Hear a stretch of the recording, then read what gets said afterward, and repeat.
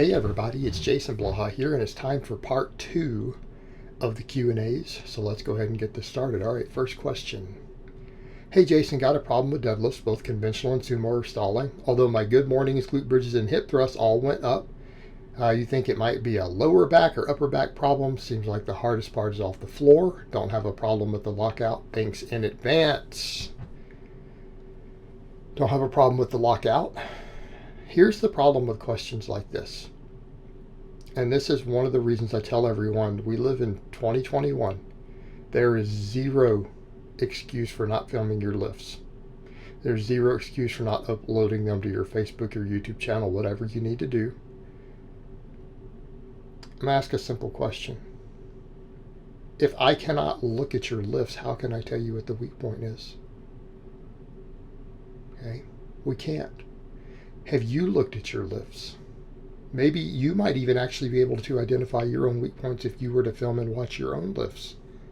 Okay, furthermore, okay, good mornings, glute bridges, hip thrusts all went up. So, okay, it's probably not your glutes. Except you're weak on the sumo off the floor. That can be glutes. Can also be quads.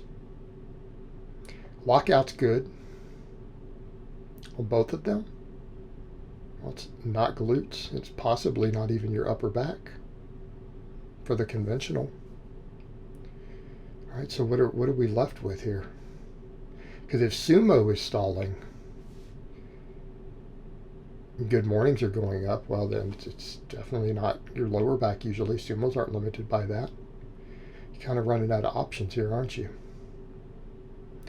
You didn't mention squats. You didn't mention box squats.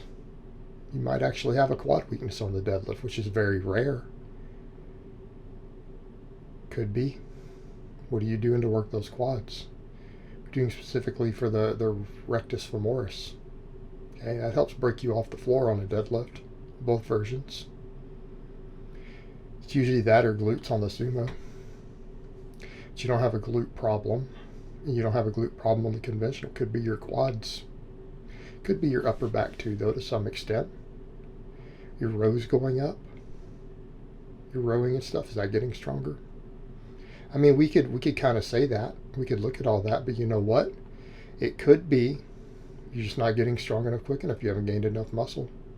Could be technical issues. You might be really loose. You might be one of those guys who's like, oh, it's weak off the floor, but you're loose as a noodle and looking for a muscular weak point, which again, don't get me wrong. If you fix your muscular weak links, it will help you brute strength through bad technique. But you might not actually know how to deadlift. So we don't know. You guys really have to start uploading your training footage to the internet if you want to assess these things. Not that hard. I do it every workout. It's really not that difficult. It would help you guys a lot. All right, next question. What's the best way for appetite suppression in your opinion? I'm just like you. I can eat all day without getting full.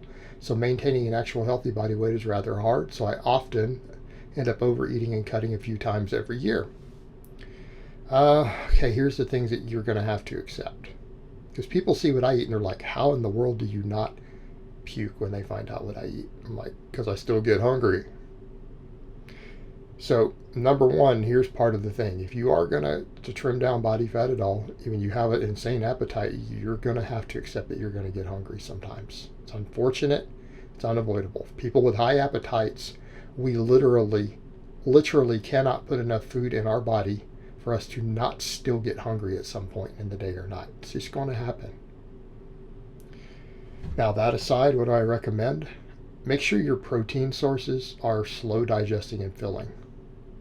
Lean meats, the fat-free Greek yogurt I do is phenomenal. Because I've had some of my clients are like, I tried to do that. I don't see how you don't puke. How do you even eat that much?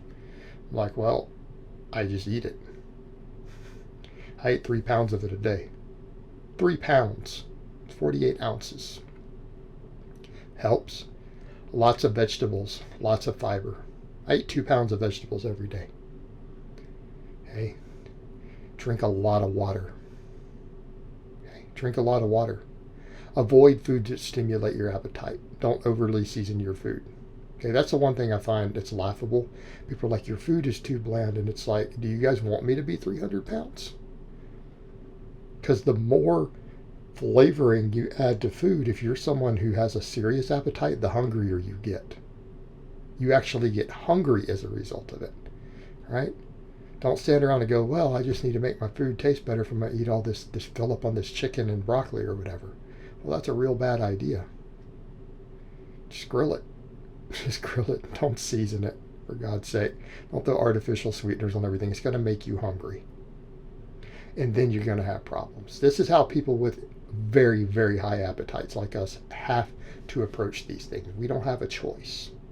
Otherwise, we just get insanely hungry. This helps keep it in check, and this way you're just a little bit hungry, right? Gives you the ability to control it and takes the edge off of it. And these are the strategies that I personally use, right? All right, next question and last question of the week.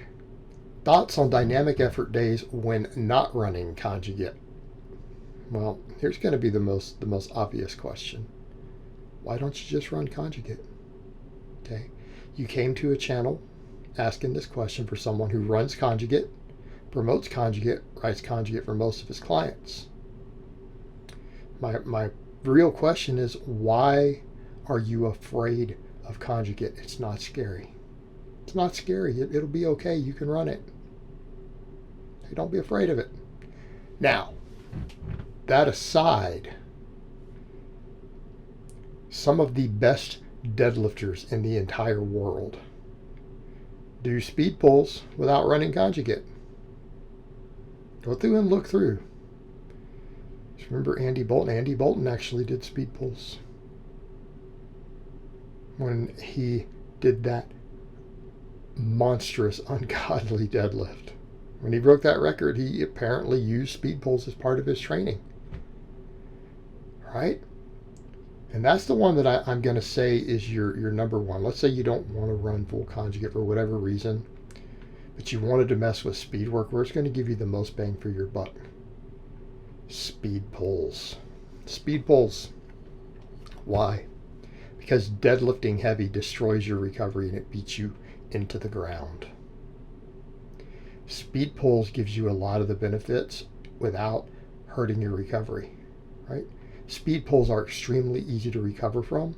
They teach you to deadlift. They have much better stimulus to fatigue, right? They let you practice deadlifts while still developing compensatory acceleration and developing some hypertrophy that is specific to your pulls. So if you really, really insisted that you just are not going to run conjugate, but you just want to make the most out of one element of the dynamic effort, I would say the most bang for your buck is going to be on speed pulls, speed deadlifts, both conventional and sumo and variations.